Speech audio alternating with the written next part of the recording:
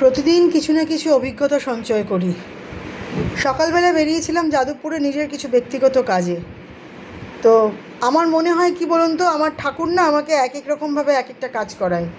যেদিনকে কোনো বিড়াল অভুক্ত সে আমার চোখে পড়ে, কোনো কুকুরের পা কেটে গেছে আমার চোখে পড়ে, কোনো মানুষ খেতে পাচ্ছে না আমারই চোখে পড়ে। তো আমার তো সীমিত আয় এবং সীমিত ক্ষমতা, সীমিত আয় এবং সীমিত শারীরিক ক্ষমতা কতজনের জন্য কতদিন করতে পারবো জানি না।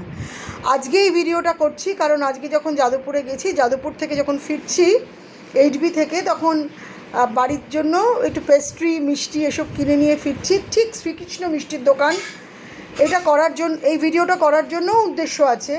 শ্রীকৃষ্ণ মিষ্টির দোকানের সামনেই এক তো বুড়ি মা, সে দুটো চোখে দেখতেও পায় না।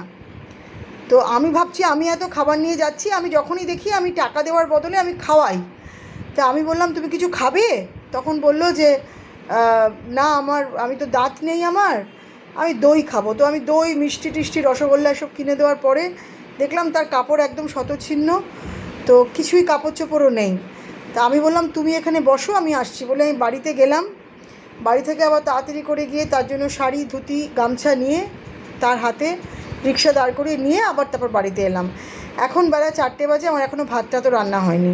তাহলে আপনারা বলতে পারেন এই ভিডিওটা কেন বলছি, বা ওই বুড়ি মানুষটার ভিডিওটা একটা ধুতি চাদর দিয়েও বা কেন আপনাদের দেখাচ্ছি এই জন্যই। দেখুন, এইসব ছোট ছোট কাজ করার জন্য কোনো রাজ্যকে করতে হয় না, কোনো প্রশাসনকে করতে হয় না। নিজেদের ছোট ছোট এফোর্ট দিয়েই আমরা অবলা পশু প্রাণীগুলোর জন্য করতে পারি। যাদের চোখ নেই, যাদের হাত পা কাটা, সেসব মানুষজন যারা খেতে পায় না তাদেরকে দিতে পারি। তা আমার মনে হয় এটা করলে তাদের থেকেও সবথেকে বেশি ভালো আমাদের লাগে। তো আমি তো গলা দিয়ে ভাত নামে না আমার, আমি তো খেতে পারতাম না বলে আবার গিয়ে তাকে দিয়ে এসে তারপর ভাতটা আমি বসালাম এবার। তো আমি আপনাদেরকে অনুরোধ করছি, আপনারা যারা যাদবপুর সংলগ্ন এলাকা যান, আসেন, থাকেন, শ্রীকৃষ্ণ মিষ্টির দোকানের সামনেই বুড়ি মানুষটা বসে থাকে। আমি ভিডিও করেছি, সেটা আপনাদের দেখাচ্ছি। আপনারা পারলে তাদেরকে একটু সাহায্য করবেন। আর একটা আছে ইউকো ব্যাংকের ঠিক পাশেই, যাদবপুর ইউকো ব্যাংকের সামনে একজন বসে থাকে, সে একদম খুব স্বাস্থ্যবান মহিলা, তাকে দেবার দরকার নেই, কিন্তু একজন দুজন বুড়ি মানুষ, তাদের কিচ্ছু নেই, তাদেরও যদি সম্ভব হয় একটুখানি করবেন। বাড়িতে তো কত কাপড় আনইউজড পড়ে থাকে, বা কত টাকাই তো আমরা কত দিকে খরচা করি। তো সেরকম দুটো বিস্কুটের প্যাকেটও যদি কিনে দেন, যদি দুটো কলা মিষ্টিও কিনে দেন, তাহলেও ওদের আহার জোটে। আর তার সাথে বলবো যে যদি কোনো কুকুর বিড়ালকে রাস্তায় দেখেন, মারবেন না, দয়া করে একটু খেতে দেবেন, দয়া করে, অনুরোধ রইল।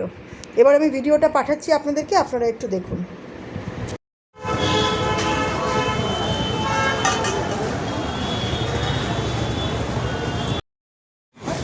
কতক্ষণ থাকো রোজ? হ্যাঁ হ্যাঁ, সকালবেলা থেকে বসো? আর সকালবেলা থেকে মানে কটার সময় আসো এখানে তুমি? দুটো তিনটের সময় আসো, তারপর থাকো, তাই তো? মিষ্টিটা দইটা খেয়েছো? ঠিক আছে, এই ধুতিটা পরো, গামছাটা দিয়ে গামুছো।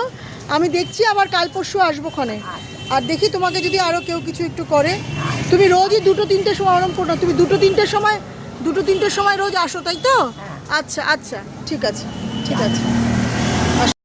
সর্বশেষে একটা কথা বলি, শুধু নিজে ভালো খেয়ে নিজে ভালো পড়ে ভালো থাকা যায় না। তাহলে অবসাদ আসে কেন, মনের অসুখ আসে কেন? অনেক টাকা অনেকের কাছে থাকে, তাও তাদের ঘুমের ওষুধ খেয়ে ঘুমোতে হয় কেন বলুন তো? কারণ শুধু নিজে ভালো খাবো, নিজে ভালো পড়বো বললে হয় না।